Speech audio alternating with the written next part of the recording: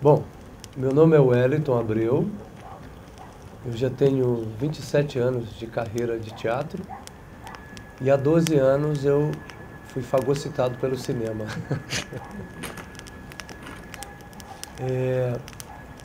Conheci a Dirley Queiroz quando passou o filme Rap, o Canto da Ceilândia, que foi uma defesa dele, a monografia, o TCC dele foi em cima do rap. E ele ganhou muitos prêmios no Festival de Brasília e fora de Brasília também. E logo em seguida eu tive a oportunidade de conhecê-lo num clipe do Viela 17. E ele falou, cara, você trabalha com teatro muito bem, sabe lidar com essa molecada aí, me ajuda a fazer um clipe ali, que eu não tenho o menor trato com essa molecada ali, eu tenho que cuidar da outra parte técnica e tal, você cuida dos atores pra mim? Eu falei, claro. E aí nos conhecemos, foi o primeiro contato.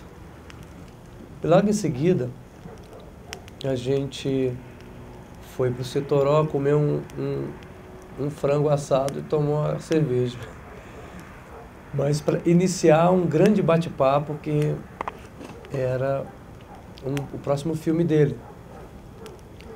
E aí ele me disse, Wellington, eu tenho um próximo filme, eu queria muito que a gente fizesse juntos, você me ajudasse a fazer esse filme. E esse filme a gente vai fazer em cima do Alberto Camus. É um escritor franco-argelino e eu queria muito falar sobre esse personagem dele, criar um personagem em cima desse livro e tal. E queria que você fizesse o filme. Na época ele tinha uma DVX-100, que é uma câmera hoje extremamente obsoleta. Mas foi a câmera que ele fez o Rap, o Canto da Ceilândia. Uma das câmeras que ele fez, na verdade. E naquele momento ali, na verdade, aquele frango assado ali, aquela cerveja, foi o momento do surgimento da Seis Cine, do Seis Cine, coletivo de cinema. Porque a partir daí a gente começou uma empreitada muito grande em chamar pessoas que estivessem interessadas em fazer cinema. Como ele já vinha do Rap, o Canto da Ceilândia, com um grupo muito bacana, acabou que a gente tentou só ir se profissionalizando aos poucos. Dar funções e nessas funções cada um trabalhar e dar resultados em cima dessas funções. E a coisa foi tomando uma dimensão muito grande. Os escritórios todos eram na casa de pai, era no fundo da casa de pai, e as coisas foram tomando uma dimensão muito grande. Eu fui percebendo que pessoas do cinema, como o Chico Krasmaia, um cara que eu respeito profundamente do cinema, ele começou a ir tomar café lá em casa, frequentar lá em casa, porque as coisas aconteciam lá, a nossa base era ali. Eu falei, gente, tá rolando um negócio aqui. E o Adirley, ele não tem como segurar um cara do tamanho do Dirley Queiroz. Eu até considero ele um pequeno gênio. Não sei se tem pequeno ou grande gênio, mas eu considero um gêniozinho. Uma pessoa querida. Olha aí quem veio participar da entrevista. E aí, a gente acabou montando um grande grupo para fazer o primeiro filme, Dias de Greve, na época se chamava Nós Vivendo, e nós não tínhamos um centavo no bolso. E ele disse, vamos fazer com essa DVX-100 aqui, a gente pede o Chico para fazer o som, vamos nessa. E aí a gente caiu na história de tentar divulgar, chamar pessoas para participar desse elenco do filme e tal. Ele fez um release e mandou para a TV Globo. Pra quê? Deram nesse dia, nessa audição de teste, 250 pessoas. A gente não sabia o que fazer. Estava para longe da realidade que a gente estava pensando. Então essas 250 pessoas chegaram lá pra gente para fazer o Nós Vivendo, que depois virou o Dia de Greve. Então, o que aconteceu ali? A gente começou um processo de formação de atores, de desenvolver oficinas, de descobrir uma cara que o Adirley já falava naquele tempo, e hoje para mim é extremamente claro, muito mais entendido hoje por mim, claro. Ele dizia, Wellington, a gente tem que achar um corpo ceilandense, um corpo com cara de Ceilândia, um ator, atriz com cara de Ceilândia, a gente tivesse essa cara do cinema que a gente quer fazer. E eu imaginava enquanto ator, eu falava, gente, como é que é ter corpo de Ceilândia? Como é que tem essas coisas? E eu não imaginava que isso ia tomar uma dimensão tão grande assim. Primeiro pelo protagonismo de pessoas negras, de pessoas que nunca tiveram oportunidade de fazer cinema. O pessoal do rap, esse filme Réplica da Ceilândia, é tão importante falar sobre esses dois filmes na nossa vida, assim, do coletivo, porque esses filmes trouxeram uma outra cara para o cinema do Distrito Federal. Até então, eu tinha feito duas figurações no filme do Afonso Braza, lá no Gama. Sorte a minha, claro. Foi um prazer e um privilégio ter conhecido o Afonso Braza. E aí eu falei, caramba, a gente nunca vai estar na tela do cinema, é isso. Nunca fui chamado para fazer absolutamente nada. E o Adirley me coloca a minha cara na tela e aí a coisa tomou uma dimensão absurda. Porque ali começou a se configurar um outro tipo de olhar sobre o ator que não é o ator global, o ator que não tem a cara do menininho bonitinho, o cara legal, o cara da sociedade que todo mundo quer ver brilhando, porque vou torcer por você. Não, a maioria da nossa geração é geração sem dente, é geração que tem dificuldades com milhões de coisas, nossa geração que tem que pagar, a panela tem que chiar todo mês. Naquela época a Adirley trabalhava na Secretaria de Saúde, então ele tinha que se desdobrar em fazer cinema e trabalhar na Secretaria de Saúde, porque a panela tinha que chiar, tinha 2 filhos novos em casa e tudo, como é para todos nós sempre. Mas isso mexeu com a gente naquele período, e essas 250 pessoas foram sendo selecionadas, pessoas que mais tinham a cara de operários, de pessoas que tivessem mais... mas vieram gente de tudo quanto foi lugar, até de Santo Antônio Descoberto, queriam fazer cinema. E ali aconteceu toda a magia. O Seicino começou a ter um espaço, começou a ser visível até. E eu não sei porque eu estou me alongando tanto. A pergunta era o quê mesmo? E sobre o coletivo. E aí a gente se firmou enquanto coletivo com o filme Dia de Greve. Por isso que eu sugeri esses 2 filmes para discutir hoje, para trazer hoje, para somar com o filme de ontem. Então, ganhamos uma dimensão muito grande aí nessa brincadeira toda. O rap, ele trouxe algo que eu considero... Acho que todos os filmes da Adirley tem coisas que...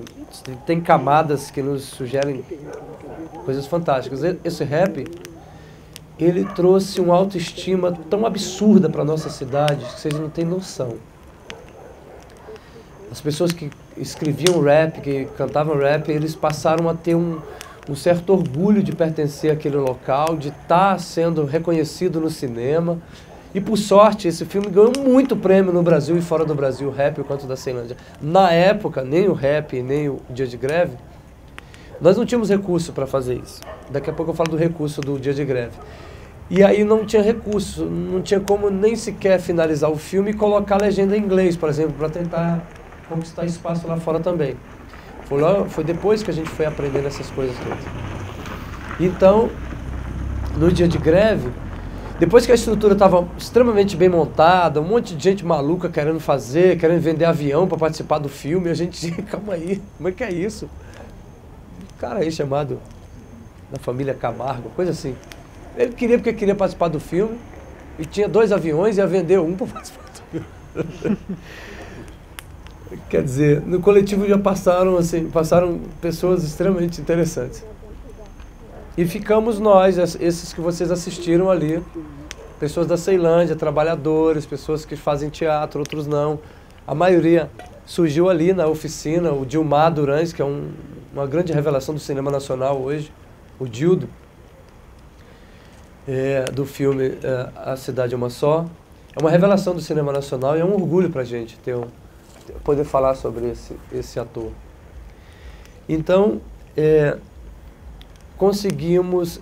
Eu saí para fazer uma produção louca, que foi sentar com o deputado Magela e falou, a gente está com filme, a gente quer um dinheiro. Nosso grau de produção era nesse nível. Ele, tá bom. Eu falei, tá bom, então tá bom. Como é que a gente vai para captar esse recurso? E ele nos deu 50 mil reais naquela época. E aí foi onde eu descobri que o Adirley era mais louco do que eu imaginava. Eu falei assim, Wellington, esse dinheiro não dá para fazer um filme, mas vamos fazer um filme que a gente quiser, cara. A gente vai fazer um filme... Vai fazer um filme que a gente quer. Então a gente vai comprar tudo isso aí de película. E assim foi feito. Não sei se vocês perceberam, até a textura... Foi baixado do YouTube esse, não foi? No making off. Make off. A textura é textura de película. A fotografia do Xará, um amigo querido da gente. No meio do caminho a película acabou e o Xará falou, gente, acabou a película. E a gente no meio da gravação. Aí eu falei, Wellington, o que a gente faz? Eu falei, ó, não faz, termina o filme aqui, bola pra frente. Aí o Xará, peraí, que eu vou ligar pro menino, Aloysio, faço questão de falar sobre esse iluminador extraordinário de cinema e eletricista, maravilhoso de Brasília. O Xará ligou para ele 2 horas da manhã, estávamos 2 horas da manhã na Ceilândia gravando e acabou a película. E tinha as últimas cenas para gravar. Ele ligou para esse Aloysio. Ô, gente, se eu estiver me estendendo demais, pode falar para parar, porque que mandou deixar eu falar. Se eu estiver me estendendo, por favor, hein? E aí o Xará ligou para o Aloysio falou, não, tem um aqui com alguém no festival, vem cá buscar. E aí finalizamos o filme. Então, assim, esse filme para mim, Dia de Greve, é uma escola. Eu tenho esse filme como uma das obras-primas da minha vida, pelo menos. Mas eu considero ele uma obra-prima. Sobretudo da forma que ele foi feita. Eu e o Adirley, nós fizemos tudo nesse filme. Tudo. Ele ainda foi generoso, porque ele colocou ali direção de arte, eu e ele direção de arte, uma coisa ou outra. Não sei se vocês perceberam uma coisa. Nós fizemos tudo, carregamos o piano que vocês possam imaginar a gente fez. Até chegar a esse resultado. Então, ali já tivemos uma relação extremamente forte e crescemos como profissionais. Eu aprendi tudo que eu sei de cinema, eu aprendi ali e aprendi no processo, olhando o Adirley trabalhar. Que para mim é um gênio, de verdade. Não conheço outros tipos de cinema, já fiz outros tipos de cinema em outros lugares, mas o que eu vejo no trabalho dele é absurdo, assim. Ele trabalha com uma intuição fina, requintada. E não por isso, esse filme Dia de Greve, eu não sei se porque também fala sobre, foi um passeio sobre Camus. Esse filme Dia de Greve vai ser agora, ele me disse que vai oficializar esse convite nesses próximos meses, mas já está sendo ventilada a possibilidade desse filme ser passado em Cannes, para discutir sobre a vida operária, como é que discute um cinema operário numa cidade como Ceilândia, etc.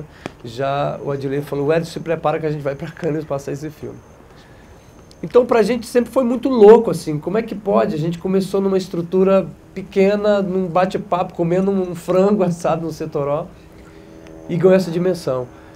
Eu acho que todos nós devemos tudo isso ao brilhantismo do Adirley Queiroz. Ele é um cara absurdamente talentoso por esse lado, assim.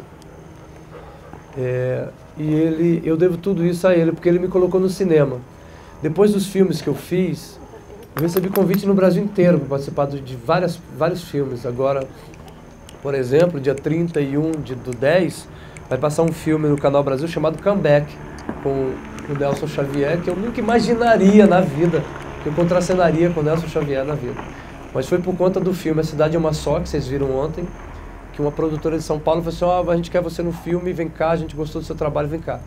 Então, eu não tinha noção, e o Adirley queria que eu continuasse como produtor, ajudasse nessa produção, continuo ajudando em outros trabalhos, mas a carreira de ator sempre me falou mais alto, e eu sempre fui pro lado da atuação, sobretudo no campo da academia, que eu estou procurando uma história de teatro, o teatro e o cinema na formação do ator, fui fazer algum curso fora e tal, para tentar pegar a informação e trazer para o Seicino, para tentar formar essa molecada com uma informação mais de ponta, tentar buscar um pouco mais de informação sobre tudo isso. E aí aconteceu outro filme dele que eu aconselho vocês a assistirem também, Fora de Campo, que é uma das obras-primas do Adirley Queiroz. Filme lindo. Lindo demais. E aí, o Fora de Campo também ganhou uma dimensão, o Canal Brasil, ele ganhou o edital, então as coisas foram se pautando muito pelas coisas que ele estava fazendo, assim, ganhando edital e fazendo os filmes que ele gostava de fazer. E aí surgiu A Cidade é Uma Só, que também foi um edital do Canal Brasil, se não me engano, do Ministério da Cultura, disputou no Brasil inteiro e ele ganhou essa grana para falar sobre Brasília. E todo mundo achava que ia ter uma grua, a esquálida Brasília, olha só que coisa bonita, não sei o que lá. E o Adilei apresentou a Cidade de Mossoró, que virou uma história que cada dia que passa esse filme, ontem, por exemplo, eu tinha que manifestar porque a gente está acostumado a levar porrada nesse filme, A Cidade de Mossoró. É impressionante. A estreia desse filme foi recusada no Festival de Brasília, na mostra principal, e colocaram na Mostra Brasília, no Museu da República, às 3 horas da tarde, para ninguém assistir. Eu estava em Nova York, na época, fazendo um curso, e o Adilei me manda uma mensagem, falando no Zap, no Skype, falou assim, Wellington, eu vou tirar o filme do festival. Eu estava no catálogo e tudo mais. E eu falei, cara, eu sou ator, a minha tendência é gostar de ver minha cara na tela. Mas se é uma atitude política sua, eu tô dentro, vamos nessa. E assim foi feito, criou um estardalhaço, o grupo do PT perseguiu a gente, perseguiu meu CPF em todos os projetos do FAC, perseguiu o Adilei em todas as prestações de contas, foram pesados, foi bem esquisito esse período aí. Mas tivemos a felicidade do filme ser chamado para o Rio de Janeiro e Festival Tiradentes, que estourou lá, o filme estourou em Tiradentes, e aí acabou estourando no Brasil, ganhou o prêmio fora, ganhou vários prêmios. Por sorte nossa, porque se tivesse dado errado, a nossa carreira terminava ali, talvez. E sempre querendo fazer cinema, sempre querendo pensar cinema. E o Adilei é um cara incansado nesse sentido, assim. Ele dorme e acorda pensando em cinema, impressionante. E esse filme, A Cidade é uma Só, foi perseguido, inclusive, pelo gabinete da presidenta Dilma Rousseff, por conta daquela cena que vocês assistiram do Dildo tá filipetando ali, panfletando a campanha dele, e de repente aparece aquela carreata milionária da Odebrecht, dizendo, num daqueles carros ali tinha Dilma Rousseff, Agnello Queiroz, Cristóvão Buarque, Hollenberg, estavam todos no mesmo carro. Aquela visão ali foi visionária do Adilei. Foi uma coisa, é exatamente isso, ele liga a câmera e vamos ver o que eu Para trabalhar enquanto ator, nesse caso, você tem que estar mergulhado no processo. Voltando um pouco para o dia de greve, eu li todos os livros de Camus, todos. E ele falou, não, mas a gente vai ficar nesse aqui, ó, o mito de Sísifo. Ele vai ficar em Sísifo. A gente vai falar sobre Aí ele buscou mais a bibliografia do Camus, onde ele era jogador de futebol, goleiro, inclusive. E aí ele foi brincar com esses elementos e a gente mergulhou no processo. Como é que você vai para uma cena com a Adilei Queiroz? Você tem que estar aí, você tem que ir com o material pronto e entrar no processo, porque não tem texto. É um jogo espontâneo de improvisação. Se você tiver um texto muito decorado, muito certinho, você fica meio perdido na cena. A coisa, o tempo todo, a gente recebe estímulo do set, do espaço onde você está, da serralheria. A gente passa meses dentro de uma serralheria para fazer aquele processo que vocês viram. Então, estivemos dentro da escola de samba, não sei porquê, mas naquela época, 2009, a escola de samba Águia Imperial de Ceilândia ainda ganhou o prêmio de melhor escola de samba, então pra gente foi dupla festa, né? O lançamento do filme e a escola ainda ganhou, aí foi festa pura. Então, assim, eu acho que todo esse processo passa pelo olhar do Adilei Queiroz. Eu me sinto privilegiado, inclusive, por estar aqui, por exemplo. Estou aqui por conta de um filme de Adilei Queiroz. Ele não pôde estar aqui porque ele está com uma agenda absurda. Eu acho que ele está em Portugal hoje. Se ele não estiver na Argentina, ele está em Portugal. Está dirigindo séries de TV, fazendo coisas lá também. E a partir disso a gente ficou fazendo trabalhos. Esse último agora, que estreamos agora no Festival de Brasília, Era Uma Vez Brasília. Eu acho que eu particularmente acho que é o filme da minha vida, como diz o Celton Mello. É o filme da minha vida, na verdade. Esse é o filme da minha vida. Porque foram muito tempo. Enfim, como vocês não viram, e vocês tiveram a oportunidade de assistir, assistam. Era Uma Vez Brasília. É um filme que me fez mergulhar como todo o processo com a Adilei. Então, se eu chegar no set com a Adilei achando que eu sou ator, eu já perdi. Eu acho que o microfone foi pro espaço, falei pra caramba, quem mandou falar? E aí, o Adilei se você chegar com apenas uma academia, me formei ator, vou fazer teatro, acabei de fazer teatro, vou fazer cinema, vou atuar nos filmes da Dirley, você vai encontrar um pouco de dificuldade. Porque você precisa desse jogo espontâneo da improvisação. Você tem que estar esperto para a improvisação, né? E o teatro me deu isso. Que alguns autores acreditam que esse processo da improvisação é a melhor forma de você unir a teoria com a prática. Então, essa teoria é a teoria que você... Tá vendo? Ele não gosta mais de mim, esse microfone. A teoria acaba sendo essa coisa da literatura que ele te joga, assim. Era Uma Vez Brasília, ele me deu... Eu não conhecia Ray Bradbury e fui atrás, né, os contos do Bradbury, e aí eu mergulhei nesse processo para entender o personagem que ele queria. Então, no set, a gente passa 3 meses dentro de um processo até gravar tudo.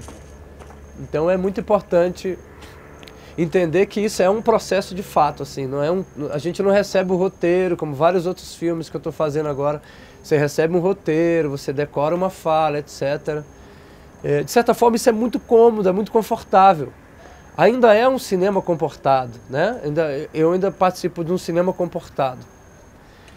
Os filmes da Dirley, são filmes que me provocam 24 horas por dia, te joga num espaço que você tem que estar pronto 24 horas por dia.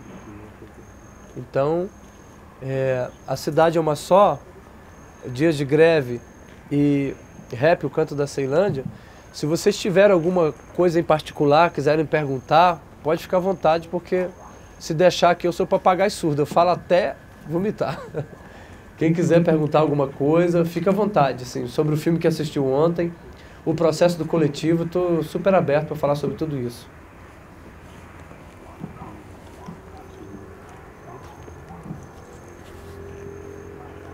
Minha dúvida é mais sobre a questão do improviso que você falou, né? Vendo o filme ontem, eu vi que tem várias cenas que eu acho que tem interação com o público que talvez não esteja envolvido na produção do filme diretamente. Sim. Eu queria saber um pouco como é que foi essa relação ali. Na rodoviária, por exemplo, tinha aquela cena que o Gildo estava panfletando. Sim. E parece que quem está ali ao redor não está muito consciente de que está sendo gravado. Exato. E a câmera, que tipo de câmera era? Como é que era essa relação ali do Dirley com os atores, com o público? E se realmente alguém era avisado, realmente era tudo improvisado, chegava e gravava de qualquer forma mesmo? Era super improvisado, não tenha dúvida. Métodos, Não tenha dúvida, esse tom documental de assumir o público na rodoviária é isso. A gente não chega dizendo, ó, isso aqui é um filme, a gente vai fazer... Não. A gente já saía do metrô panfletando. E a galera... É impressionante como a galera entrava na história mesmo. E era exatamente o período das eleições. Foi criado no filme, brilhantemente, eu acho, o 77223 para Distrital, um jingle. O Dildo tá maravilhoso no personagem. E a gente ia para a rodoviária para convencer a plateia de que o 77226 para Distrital, o Dildo, o Partido da Correria Nacional, PCN, é a melhor opção. Então, é impressionante. Tinha gente que acreditava mesmo, assim. E era uma improvisação de rua. Eu fui batizado na rua, criado na rua. O Gilmar, a novidade toda é porque ele se jogou também na cena. O Gilmar é maravilhoso. Mas eu fui batizado na rua, então aquilo para mim é um exercício normal do ator em cena. Eu sou meio afastado dos palcos, do tapete vermelho, porque não me testa enquanto ator. É algo tão confortável, você tá ali, cheiroso, arrumadinho, aí a plateia vem comportada, assiste e tal. Eu fui para um campo mais desafiador. Aí o meu remédio toca aqui, hora do remédio. Porque eu tô falando muito, falou para falar mais baixo.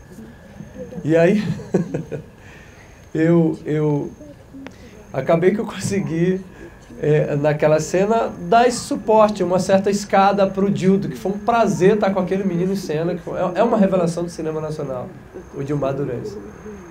E tenho um respeito profundo por ele. Então, aquela improvisação toda, eu acho que o não ator pode até se sair bem, assim. Mas o Dilmar teve uma preparação para tudo isso. A gente já vinha da Feira do Rolo, já com uma improvisação da Feira do Rolo. Então, rodoviária virou fichinha quando você vem numa improvisação com a Feira do Rolo. A câmera, se eu não me engano, que eles usaram era uma DVX 200. Naquela época ainda tinha DVX 200 ainda. DVX 200, é uma coisa assim. Mas era uma câmera boa, de bom suporte. E qual foi a outra pergunta mesmo?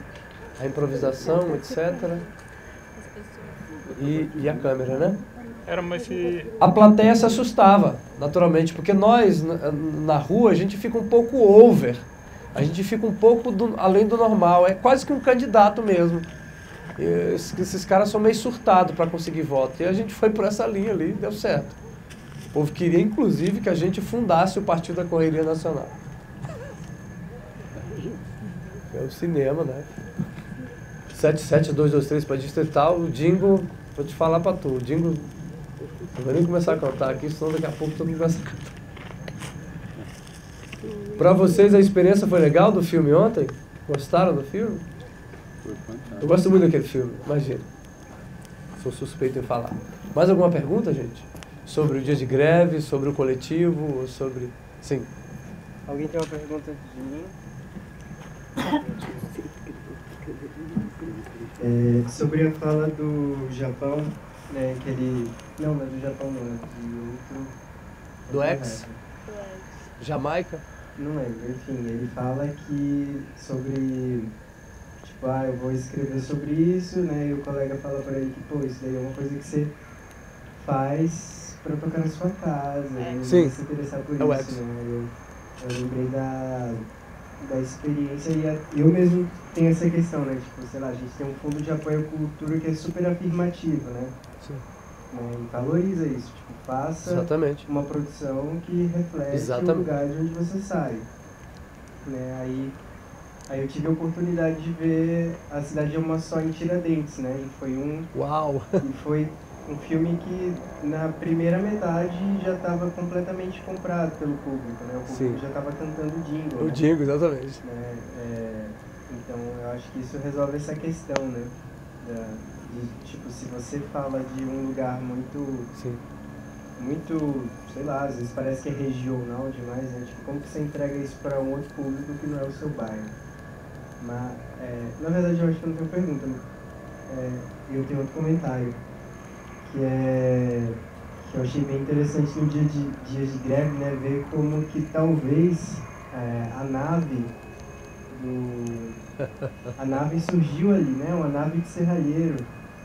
Estava sendo feita ali, né? Estava sendo feita ali, né? E é doido que talvez, né, seja até de ver esse trabalho ao longo de muito tempo, né, que aí você consegue mais ou menos recursos e você pode brincar um pouco mais, né, então agora que eu posso fazer essa nave de serralheiro, né, tipo, é um trabalho que estava ali, uma pesquisa, né, visual que estava ali muito anterior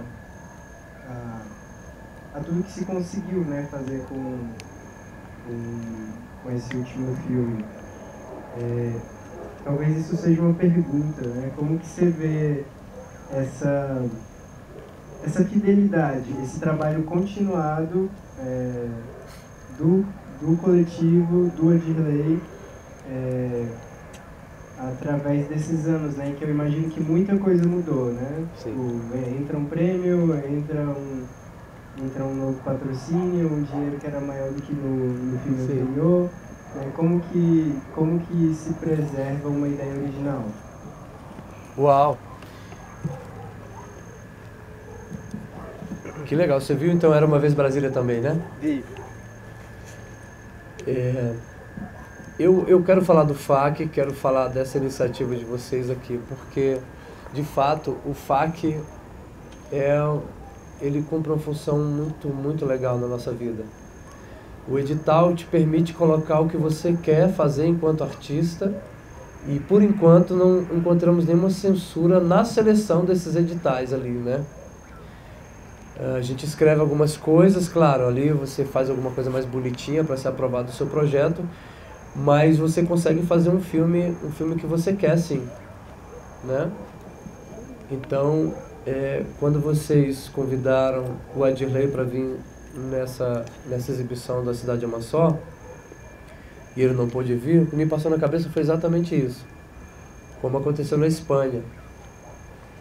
Eles não pediram o filme Branco Sai, Preto Fica dele, eles pediram a filmografia dele. Eles pediram para ele exibir o Branco Sai, Preto Fica, mas que levasse toda a filmografia dele. E que seria analisado não o Adirley do Branco Sai, Preto Fica, mas toda a sua filmografia. Foi basicamente o que nós tentamos fazer aqui, na verdade. Quando eu incluí os 2 filmes dele, foi exatamente para a gente compreender um pouco mais essa trajetória desse diretor que a gente, né, conhece. E eu acho que isso é muito legal. Você dá oportunidade para a pessoa mostrar o seu trabalho. E aí você fez uma leitura muito legal aí, dessa nave ter sido iniciada lá no dia de greve, fabricada ali naquela serralheria, para ela voar um dia e cair um dia, etc. Mas é exatamente isso. Eu costumo dizer que os personagens principais do filme do Adirley é a Ceilândia. Ela está em tudo, ela está em todo momento, assim. A especulação imobiliária, o metrô que rachou a cidade no meio, que dividiu as 2 cidades, a especulação imobiliária que é absurda, os prédios, aqueles prédios que vocês viram no dia de greve, já estão tudo pronto, com uma cidade gigante crescendo em volta do metrô. Então, assim, o Adirley, ele é visionário nesse sentido, porque ele denuncia, ou ele revela aquele momento ali nos filmes dele. Ele tem essa visão muito delicada, assim, para essas coisas. Então, os filmes deles todos, cria-se aí uma linha, uma camada única dos filmes dele, contando essa trajetória toda. A nave do Era Uma Vez Brasília poderia ter caído em qualquer lugar, né, nessa busca de matar o Juscelino Kubitschek. Mas ela cai em Ceilândia. Então, esse território, ele conhece muito bem, né? Eu nasci e fui criado em Ceilândia, então eu conheço tudo em Ceilândia. A gente falava de igual para igual nas coisas, nas nossas relações. Acreditamos até que é diferente se viéssemos fazer um filme no Varjão, ou um filme no Lago Norte, um filme no Lago Sul. Teria que ter um outro tempo de espaço, um outro tempo para estudar aquela região, morar ali, saber os costumes das pessoas, etc. Eu acho que seria legal, assim, para você ter um mínimo de honestidade na sua fala. Não é um filme convencional, não é um filme tradicional, não é um filme que vai para a televisão com facilidade. Não são filmes aceitos pela maioria da população, porque eles não compram isso ainda, eles não decodificam ainda determinadas informações. E é exatamente como o X falou, sim, a gente vai continuar fazendo esse tipo de filme, sim. Porque, por outro lado, já tem o filme comercial já está aí. Não é um filme de indústria ainda, mas já está o filme comercial aí circulando. Então, a gente vai reproduzir a mesma coisa, vai fazer sempre a mesma coisa, é isso? Sendo de uma cidade com 600 mil habitantes, sem teatro, sem cinema, com todas as situações difíceis de você conquistar um espaço ali. E de repente surge ali os melhores rappers de um centro-oeste, por exemplo, surge o Adirley vai lá e revela isso. Ele pega a situação e revela. Eu acho que essa talvez seja a minha leitura mais próxima do que ele faz no filme, né? E é isso, eu te respondi o que você queria saber, mas eu concordo contigo, tem uma linha única aí que está sendo traçada. O Branco Sai, Preto Fica é um filme que eu admiro, gosto demais da conta. Na verdade, assim, vou falar o quê? Do Adirley. Eu gosto de tudo que ele faz, né? Acompanho e gosto de tudo que ele faz. Enquanto atuação, só finalizando, enquanto atuação, você vê que ele trabalha com não atores e trabalha com... Eu acho que o único ator de ofício nos processos do Adirley sou eu. Teve o Pedro Ancini, o Edmilson Braga, mas eles não transitam no protagonismo como o Adirley me colocou. De certa forma não é um protagonismo, ele coloca no meio de todos. Vamos nessa, vamos ver o que dá, que jogo que dá aí. Então, o meu maior desafio é desconstruir o meu processo de ofício de ator para tentar me aproximar ao máximo do não ator. Dessa verdade cênica que tem o não ator, que é maravilhoso. Quando a câmera já está ali, você já não é mais um documentário, já é uma parada que está sendo corrompida, de certa forma, com a câmera. A câmera já tá dizendo um olhar. Então já não é mais um documentário, é um olhar sobre aquilo. Então, enfim, essa é a confusão maior que os filmes do Adilei têm trazido nas discussões, se é ficção ou se é realidade. Na Suíça, o pessoal me perguntou se eu realmente tinha invadido um lote no Sol Nascente, se eu tinha sido preso, etc. No filme A Cidade Era Uma Vez Brasília. A Cidade de Mossoró também aconteceu isso, o povo achava que eu era vendedor de lote regular mesmo. E, por sinal, tem um lote lá ainda para vender, quem quiser. E aí o povo, eu fazendo teste de ator em Brasília, alguns produtores falavam assim, não, mas você vem fazer teste? Esse teste é para ator. E eu falava, então tá bom, eu vou fazer então. Aí a produção que me conhecia, a galera da técnica que já me conhecia, se acabaram de rir. Você não conhece o Wellington não, cara, tá louco, o Wellington é ator, pô. Então, essas coisas, essas confusões que causam na cabeça da população os filmes da Dirley. Lá em Locarno, eles disseram, o jornalista disse que eu era não ator, que eu tinha invadido o lote e tinha sido preso. Aí, logo em seguida veio outra jornalista falando, não, você já tem um tempo de teatro, você já é ator de cinema já tem um tempo, e eu quero saber como é que é a sua opinião sobre isso. Se você sendo chamado de não ator. Eu acho isso brilhante, na verdade, das coisas, eu acho brilhante. Porque se o filme está causando essa confusão, e se a pessoa não for atrás da história de vida daqueles personagens, porque assim, no geral, se você pega algum tipo de filme global, você vai ver o nome dos atores, nossa, ele é ator e tal. A maioria ali são não atores também. Surgem de modelos, etc., mas são não atores. Passam por um processo, eles fazem a história toda que precisam fazer da indústria do cinema, da televisão, e pronto.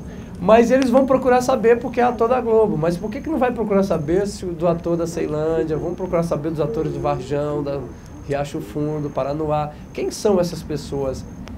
O Festival de Brasília, do cinema brasileiro esse ano, foi algo de qualquer coisa de novo, né, que aconteceu nesses últimos tempos, que a cara do preto estava na tela, a cara do pobre estava na tela e estavam lá lindos em cena. Talvez seja essa a maior discussão agora, de tentar mudar o olhar dessa câmera, né? De tirar esses atores que já estão bem sucedidos nesse mundo aí, já tem um tapete vermelho, e dessa galera que ninguém sabe quem é o Wellington Abreu. Então eu posso transitar com tranquilidade, falar dessas coisas com tranquilidade. Mas se fosse um ator global, eu tenho certeza para vocês que isso aqui estava lotado. Sacou? E então é exatamente isso. A gente não tem interesse em falar para essa galera que quer lotar porque é ator da Globo, entende? A gente quer falar com pessoas que gostam de cinema. Pessoas que pegam um cineclube e falam, pô, mas traga mais 2 filmes aí que você acha que dialoga com a história, pô. Sabe? Tenho certeza que o Adilei tem um total interesse em estar num debate como esse. Eu tenho a maior certeza disso. E ele não está aqui exatamente porque ele deve estar em alguma atividade bem fora do Brasil. É isso. Mais alguma coisa? Ah, desculpa, ele tinha levantado a mão mesmo. Foi mal. Pô, eu posso ir lá também, né, velho? Fala sério. A gente é brother, mano, velho. Fala sério, fica à vontade aí. Pode perguntar em pé aí mesmo. Ah, tem que voltar pra câmera.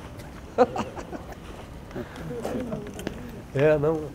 Bom, a minha pergunta tem a ver, vou tentar organizar aqui algumas coisas que eu estava pensando, tem a ver com a trajetória mesmo dos filmes do Adilei. Eu estava vendo esse Dias de Greve e me parece assim, que esse é um filme, pelo menos me deu a impressão, né, que os atores eles tinham, pelo menos algumas cenas, tinham um texto para dizer, né? Naquela cena em que ele fica com a câmera, assim, na reunião dos trabalhadores, né, e os sindicalistas, ali parece que realmente cada um tem alguma coisa para dizer, né? Se tem um texto que deve ser dito naquela cena. E são outras cenas também, assim, isso me deu essa impressão.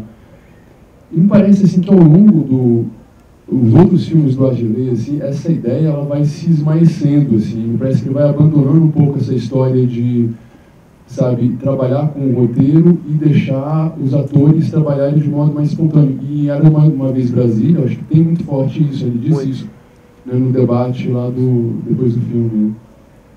E, então, assim, eu queria que você falasse um pouquinho sobre esse processo de, você está falando da trajetória do trabalho do Adilei, né, como é que ele mudou assim, o trabalho com os atores, assim, desde os primeiros filmes dele até esse último filme. Essa é uma questão. A outra é sobre a própria linguagem mesmo do Adirley, assim, que me parece que amadureceu bastante assim, com o tempo, né? Esse filme Rap, né, O Canto da Ceilândia, o primeiro filme dele, né, um filme de TCC, um filme de alguém que está terminando uma graduação, me parece que ele tem assim, uma linguagem de documentário no sentido que a gente conhece os documentários. Né? Você Sim. faz uma entrevista, a pessoa fala para a câmera e responde uma pergunta. Né? E depois ele adota uma coisa que ele chama de etnografia de ficção. Né? Ele continua chamando de documentários filmes que ele faz, né? Só que ele não tenta nomear essa linguagem, né? Esse nome que ele dá a essa linguagem, etnografia de ficção, que tem um pouco, né, da linguagem desse documentário que nós conhecemos, mas que tem alguma coisa diferente ali, assim, mas muito diferente, que dá ao filme dos filmes do Adirley, assim, esse tom tão especial, né?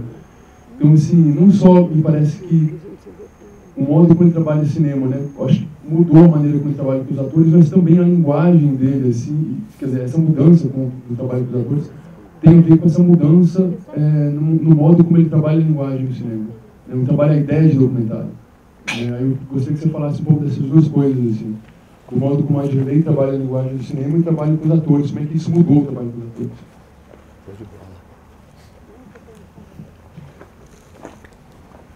Vou te dar bastante trabalho hoje. Então, o filme Dia de Greve, ele tinha uma ideia do que podia vir a ser o filme, né? E alguns atores, na hora das improvisações, ele falava, não, você fala alguma coisa assim, tipo, Assis, você é o cara mais antigo e tal, etc. Nós convidamos o Humberto Pedrancini, que é um dos atores, que é super ator de teatro, assim. E ele não esteve no processo da gente. E a gente queria muito que ele estivesse no filme. E ele entrou no processo. Ficou uma coisa meio teatral a fala dele mesmo. Ficou parecendo que era um texto decorado. E não era para ser. Porque eu te dou um texto e a gente vai trabalhar em cima daquilo. O que acontece numa história dessa? Porque o ambiente, imagina um ambiente de serralheria. O tempo todo ele joga contigo, ele joga com barulho, ele joga com alguma coisa, algum movimento acontecendo, alguma coisa ali. E você pode jogar, o fogo estralou aqui agora, por exemplo. Você está trocando uma ideia, o fogo estralou. Se você não olhar, é porque você virou robô, você está louco. Passa um pombo aqui, você não abaixa a cabeça, uai, como é que é isso? Você não está vivo em cena, entende? Então nós tivemos algumas dificuldades com algumas pessoas que não entraram ainda nessa história toda. Mas nunca tivemos um roteiro decupado, bonitinho, fechado, com falas decoradas para você falar. São ideias que eram passadas e as pessoas não assimilavam organicamente como deveria ser, de certa forma, assim falando, né? Então ficava uma fala meio que um pouco mecanizada. Cumpria a função de passar informação, mas não tinha organicidade para a cena. Então ficava uma coisa meio mecânica. Mas não tinha textos decorados ali, não tinha, por incrível que pareça. Mas quando era sugerido a fala, era só para ele falar, você já tem 14 anos, né, assim, você é o funcionário mais velho. Era para ser tipo ele falando, não um personagem falando, né? Então fica um pouco mais difícil. Quando você coloca um personagem, ele tem que ser tão sutil quanto a sua própria vida. Sei lá, isso é um mergulho violento no estudo sobre atuação cênica. Não é interpretar nem representar, é atuar. É estar vivo em cena. Pelo menos isso, estar vivo em cena, entende? Pensando em alguma coisa, fazendo, né? Enfim, tentando justificar um pouco mais isso. Mas não me lembro, assim, ele passou todos os livros de Camus para todo mundo e a galera foi lendo, entendendo aquele universo do Sísifo, o cara que está sempre ali naquela roda de Sansara, roda que, né, o tempo todo ali naquele pobre, miserável, caiu, tá vendo a luz aí? Se eu tivesse visto antes, eu ainda tinha corrido para pegar. Vacilei nessa, foi mal, desculpa aí. E aí, eu acredito que o Adirley nunca quis se prender a nenhum processo desse, assim. Ele foi. E ele foi conseguindo ganhar os atores nesse sentido. E a gente costuma dizer que as coisas vão melhorando, assim, vão se aprimorando no cinema de acordo com o orçamento que tu tem. Sacou? A gente queria, de certa forma, eu vou me incluir nesse processo, porque estávamos de fato dentro do processo. Era uma vez Brasília, a gente queria fazer o Blade Runner, a gente queria fazer o Mad Max, mas com o dinheiro que a gente tinha, 300 contos. Então é impossível. A gente faz o filme que dá, o filme que a gente consegue fazer com o dinheiro que tem. Essa é a lógica do cinema, na verdade, no final das contas. Então, assim, ele não perdeu, foi esse vigor, essa ideia que ele tem do cinema. Então, eu acho que isso está muito impresso em todos os filmes dele, assim. Quando eu falo que os personagens a Ceilândia, cai nesse espaço etnográfico aí, no sentido de que, olha só, se você for lá hoje, agora, um de vocês forem à Ceilândia hoje, vocês pegam o mesmo espaço do dia de greve, vocês vão ficar assustados. Quer dizer, aquele período era assim, era daquele jeito, as pessoas abriam a geladeira, não tinha nada, mas será que hoje abre a geladeira e também não tem nada? Provavelmente ainda assim. Mas, por exemplo, aquele campo de várzea que vocês estão vendo lá, que teve aquele campo, que teve uma cena maravilhosa com o Xará, que o Xará estava desviando a câmera para não pegar poeira, e o Adilei pegou na gola da camisa dele e falou assim, não, é aqui, ó, é aqui mesmo, mas a poeira, Adilei, é aqui mesmo, filma. E a poeira linda subindo no campo, a coisa mais linda do mundo, sabe? Coisa que foge dos padrões do cinema tradicional.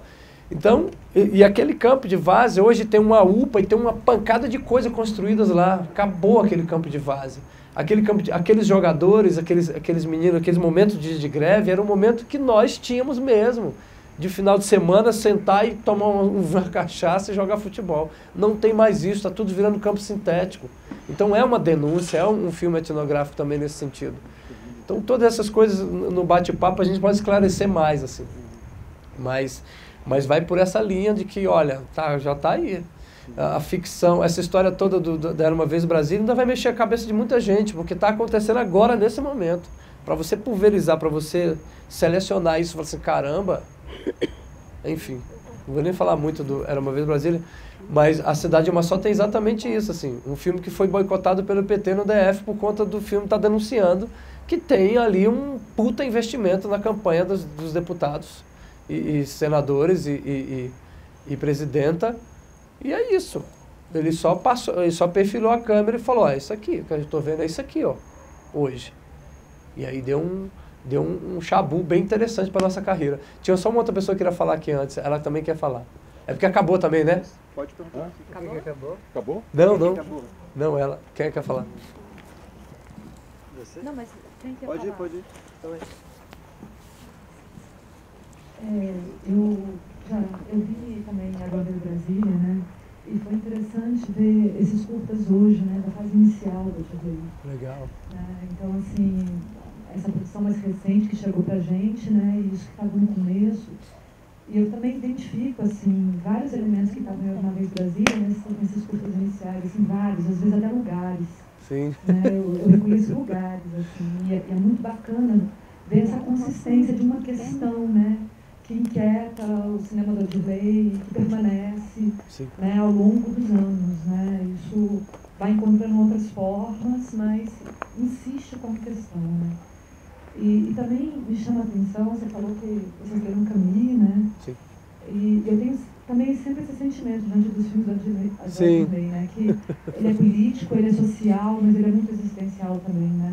São pessoas, da Ceilândia, são pessoas, são vidas, né, humanas angustiadas, com questões humanas, e assim, ele é muito intenso e muito denso existencialmente também. E em Era Uma Vez Brasília, em particular, me chamou a atenção uma coisa que eu achei um pouco diferente, né, porque tem as semelhanças, mas tem também as diferenças, né, os espaços vazios, né, e a colocação. Porque normalmente tem muita fala e tem muito movimento, né, nos filmes dele. Sim. E Era Uma Vez Brasília é uma outra coisa, né, em relação a isso, que eu achei lindíssimo, aliás, né, algumas pessoas falaram, mas no momento que a gente está vivendo, né, a gente perdeu a oportunidade de falar desse momento, e o que eu senti é que ele tinha falado exatamente desse momento. Ele falou profundamente disso. Exatamente desse momento, sabe, dessa coisa de que você tem que agir, você tem que matar o presidente, você simplesmente não encontra maneira de fazer isso. É isso. Né? Então, eu queria que você falasse um pouco disso, né, desses espaços de silêncio, dessa não ação, dessa coisa nova que eu acho que aconteceu de alguma maneira. Sim, aconteceu.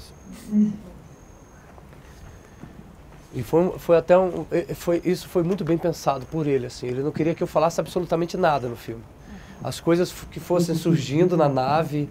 Eu passei 3 meses construindo aquela nave. Aliás, você arrebentou na nave. Obrigado. Adorei a sua atuação. Passei 3 meses naquela nave. E a história daquela nave, a construção de todo o processo. Assim. Ele optou pela luz, pelo filme escuro, pelo filme à noite, etc. A fotografia da Joana, brilhante, imagina. E ele falou, Wellington, eu quero que você fale o mínimo possível. É o mínimo possível. Você vai dizer o básico e deixa o pau quebrar. Deixa o resto. Deixa a nave voar, deixa a coisa acontecer. Reaja às situações da nave. Então, enfim, eu morei dentro daquela nave durante 3 meses, na verdade. A mulher quase separou, quase me matou em casa. Que diabo é isso? Que diabo chegando em casa? Eu chegava em casa às 6 da manhã, das gravações, 7h15 eu tinha que estar dentro da sala de aula dando aula para fazer a panela chiar. E era coisa de louco mesmo. E aí, ele optou mesmo por esse silêncio, né? Eu acho que é a parte mais bonita de tudo, no final das contas, no cinema. E foi surpresa para mim, quando eu assisti o filme, a estreia em Locarno, na Suíça. E eu chorava, assim. Aquela narração da Dilma Rousseff no início foi a coisa mais linda que eu já vi na vida, assim. Ele não se posicionou, não disse nada. Ele disse, gente, é isso aqui, ó, que tá rolando. Pronto. Você nem se posicionou de certa forma, assim, mas por outro lado, profundamente está dizendo, olha que merda que buraco que está enfiado o Brasil, né?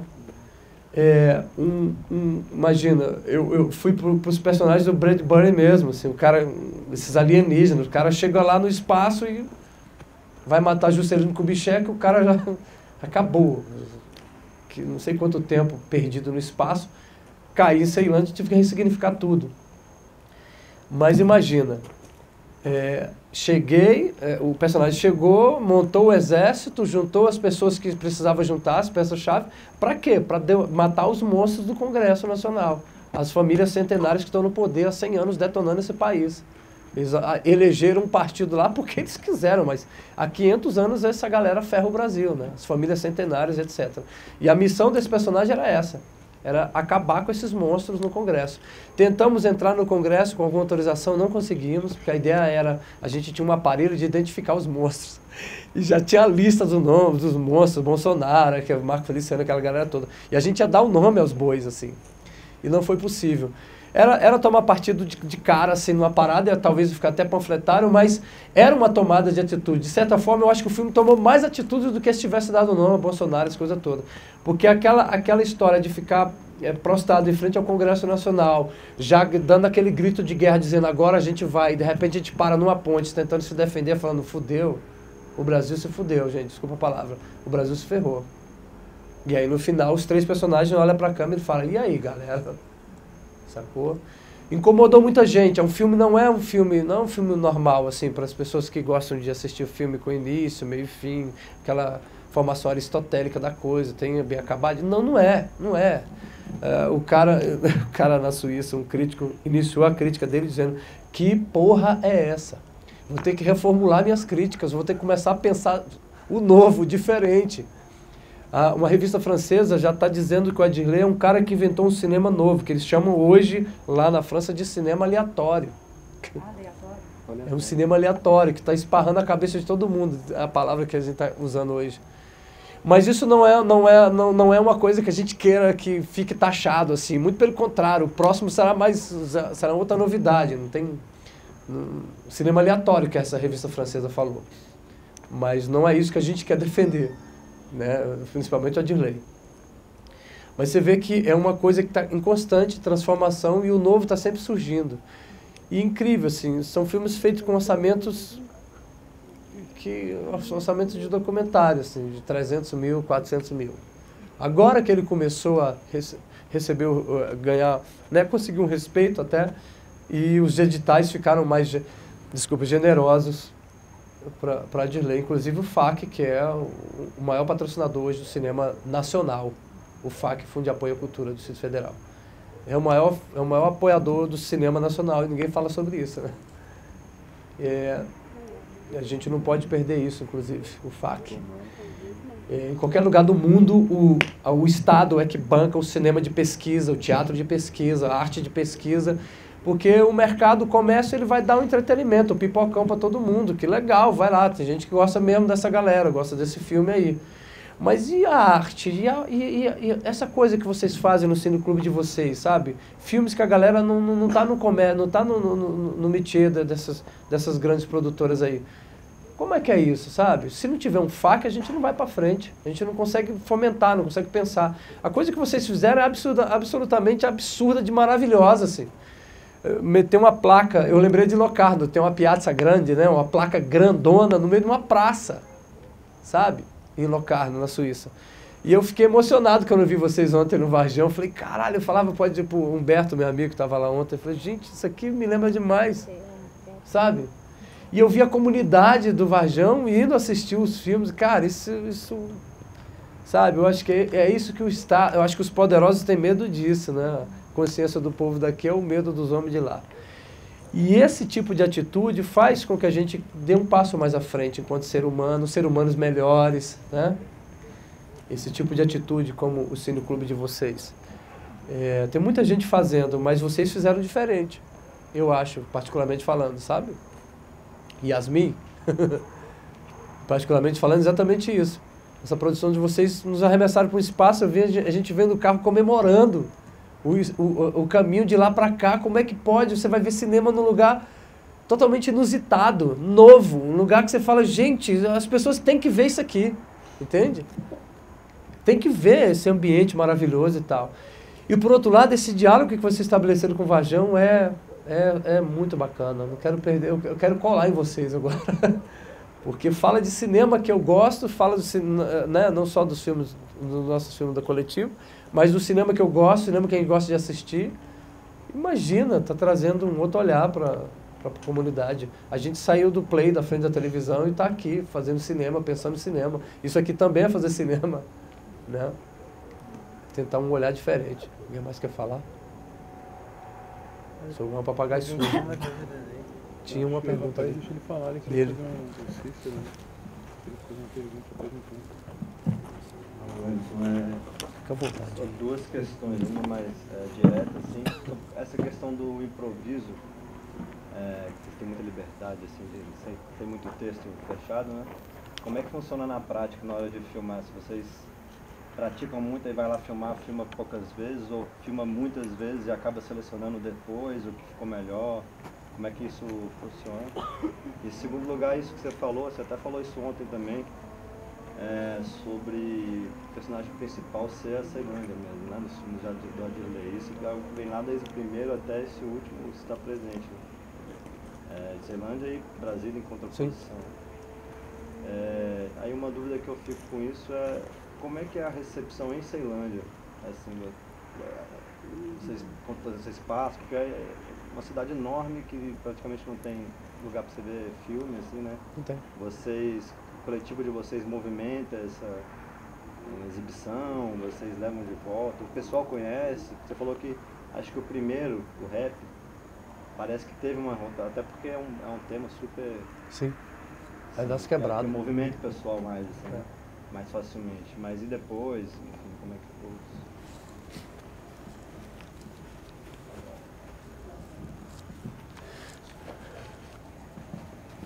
As improvisações, é isso. A gente faz, repete, e repete, e repete, e repete, e repete, e repete, até repete, corta a ação, até achar um tom legal. O desafio maior é para mim, na verdade. Assim. O Hélito Abreu, ator, 27 anos de teatro, etc. Porque desconstruir isso e chegar num espaço onde isso fique natural, fique normal dentro do cinema, é muito difícil. Para mim é muito difícil. Mas a improvisação é o meu campo de batalha, assim, que eu caio, vou para dentro mesmo, assim, com tranquilidade. E é um caminho que eu transito, de fato, com tranquilidade, com essa improvisação. Se vocês tiverem a oportunidade, assistam um filme chamado O Homem que Não Cabia em Brasília, que é uma homenagem aos filmes da Adirley também, de um estudante de audiovisual da UNB. O Homem que Não Cabia em Brasília está ganhando um monte de prêmio no Brasil aí, eu nem imaginava que seria tão grande assim. O filme foi em cima das improvisações. Vocês deram uma assistida nesse, vão entender o que eu estou falando. Se você estiver num espaço e você não jogar com esse espaço, você não vai ter você não vai estar em cena, você não vai estar ali, entende? De certa forma, eu acabo privilegiando muito o espaço, que é o que a Joana Pimenta falava, de estar... Você virou essa nave, você entendeu essa nave, essa nave voou com você, Wellington. Então, eu acho que essa improvisação toda nos permite essa história toda. Improvisar significa repetir, repetir, repetir, para achar o melhor que o diretor acha, né? O melhor para o diretor. Sobre a Ceilândia, você falou que é sobre os espaços, não é isso? Desculpa. Se os filmes do Adirley são recebidos lá, vocês têm espaço para ver, se vocês movimentam... Até a Cidade é uma Só, a gente fazia da seguinte forma. A comunidade adora os filmes do Adirley, na verdade. Porque o rap, o próprio clipe do Viela 17, o filme Dia de Greve e a Cidade é uma Só, a gente exibia nas ruas, assim, no boteco, nos lugares. Até que a gente teve uma ideia de criar o cinema na placa. A gente também não tinha noção do tamanho que era o que a gente estava fazendo, assim, enquanto coletivo. Que é uma placa do GDF que ficava dentro do Centro Cultural, uma placa gigante, coisa mais linda do mundo. A gente comprou tecido TNT, envelopou ela toda de tecido preto e jogou um tecido branco por cima. Aí a gente colocava, eu tenho fotos disso, fotos lindíssimas, gente. Colocava o projetor em cima do carro do Adirley e jogava o filme lá. A gente assistia o filme ali. Porque não é um espaço assim, é um desafio do cinema nacional ainda. Por onde vai escoar o seu cinema? Por onde vai passar o seu cinema? Não tem assim, né? Vocês são guerreiros de estar trazendo o filme da gente para cá, por exemplo. A gente botava na placa porque a gente queria ver filme. Então a gente colocava, assistia o filme e tomava cerveja, tomava vinho, acendia uma fogueira, por incrível que pareça, gente. A gente acendia a fogueira, geralmente era na época do mês de junho, um frio danado. E essa placa, por nossa sorte, era bem na saída do metrô. Então todo mundo que saía, tinha momentos que enchia de gente em volta. Assim. Por algum segundo, por algum momento, eles viam o cinema, entende? E despertavam aquilo nele. Caramba, eu conheço o Marquinhos, eu conheço... Esse rap é uma porta, abre uma porta absurdamente pra gente, assim. Então era ali que a gente escoava o nosso cinema. Tem um Sesc lá, mas é um elefante branco. A comunidade Ceilândia não entra, é muito difícil entrar. Quando entra, eles colocam um regime militar, assim, para você entrar. Olha o chiclete, limpa o pé, olha, não bota o chiclete fora, não pode entrar com latino, não pipoca, não pode entrar. Então você vai, se a gente já acha que não é elefante branco, ia tratar desse jeito, enfim. Até o fora de campo a gente conseguiu passar na cidade, assim. Passamos no campo de futebol, né, para o pessoal do filme, né? Os personagens do filme, a gente assistiu no campo da 10 lá. Foi lindo pra caramba a exibição. Então a gente sempre procurou escoar, deixar esse filme circular em algum lugar. Montamos o Cineclube Seis Cine, ficamos discutindo alguns filmes lá, mas a gente sempre estava passando os filmes do Adirley para entender essa lógica, para que caminho que a gente está indo, etc. O Adirley gosta muito do Blade Runner, eu também gosto de um monte de filme, então as coisas vão transitando por esse caminho. Aí aconteceu o grande boom do Branco Sai, Preto Fica, que aí foi onde a gente sacou que a comunidade, de fato, eu particularmente falando, eu vi uma coisa inédita e absurda de linda na minha vida, assim, pessoal, eu consegui ser revelado na minha comunidade, que era o filme Branco Sai, Preto Fica. Aquela afirmação do cadeirante, do cara, os mutilados, né? Depois que o filme ganhou prêmios, eu percebi que no centro da Ceilândia começou a ter gente de bermuda mostrando mesmo a sua perna mecânica, entende? Eles passaram meio que a assumir isso, falar isso mesmo, eu minha perna mecânica mesmo, e daí? Eu achei aquilo de uma força muito grande. Foi o maior impacto que eu vi assim, do filme da Adirley na sociedade, na nossa quebrada, na nossa comunidade. Então, filmes sim que chegam no pessoal, eles estão pirateando graças aos espíritos de luzes, aos orixás e todo mundo. Porque eles estão pirateando porque eles estão falando, cara, o filme é massa, velho. Tá, inclusive, no Make Off, inclusive, A Cidade é uma Só, tá O rap, então assim, os filmes do Adirley estão indo para um caminho cult, um caminho do discurso, não do cult, mas para a discussão, para o bate-papo desse cinema que a gente gosta. Não sei se te respondi, não sei se eu respondi legal para tudo, mas é por esse caminho aí. Ok? Tô aqui. Qual o seu nome mesmo? Raul. O Raul tá arrasando aqui, gente, fala sério.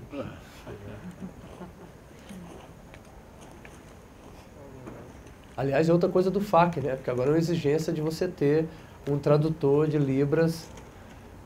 Particularidade para você, assim, em 85 moramos em Formosa e teve uma família de surdos. E eles moraram na nossa casa, a gente foi obrigado a aprender aquela língua. E aprendemos. Então, hoje minha irmã está com um projeto lindíssimo no serviço social, falando sobre Libras, coisa mais linda.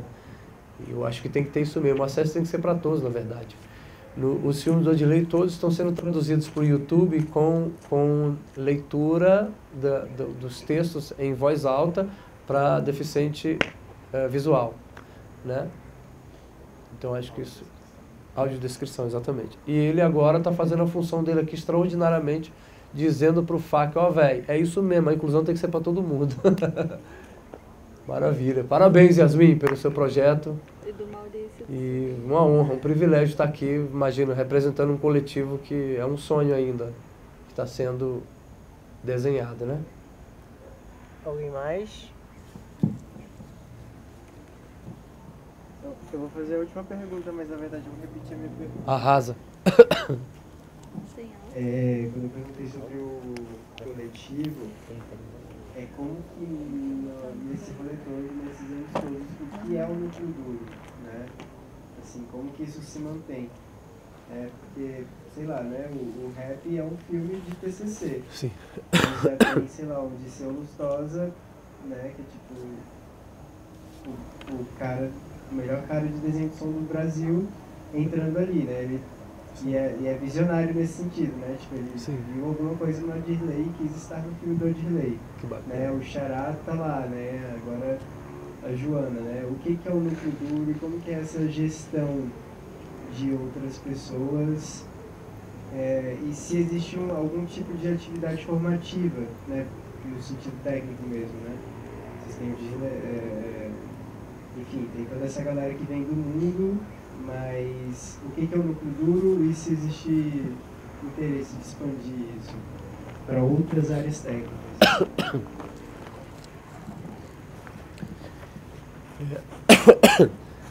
Eu e o Adirley, a gente costuma dizer que o Seicino é eu e ele.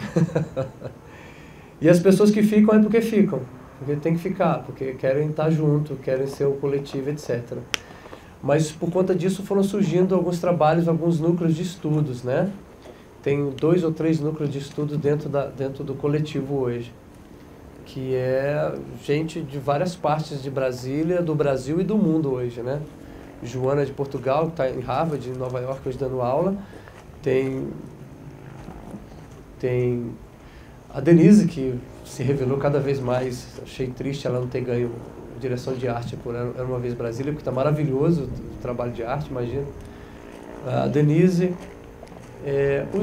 os atores, assim, no final das contas, acabam transitando, o Marquinho, etc., mas não tem um discurso, um estudo em cima do ator em si. E volta e meia a gente senta e tenta entender isso também, assim. Geralmente o coletivo é quem fica, quem está aqui agora, quem está com a gente agora, entende? Se você se afasta por algum motivo ou outro, tem alguma coisa acontecendo aqui, vai continuar acontecendo os estudos, o mergulho dentro do coletivo.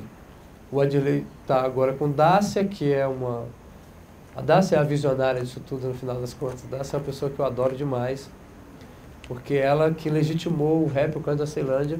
Orientadora, né? Exatamente, e tinha uma história de cautelar as câmeras, né? As câmeras da FAC, e o pessoal, não, para Ceilândia, você tá doido, a Dácia pode dar aqui que eu assino aqui embaixo.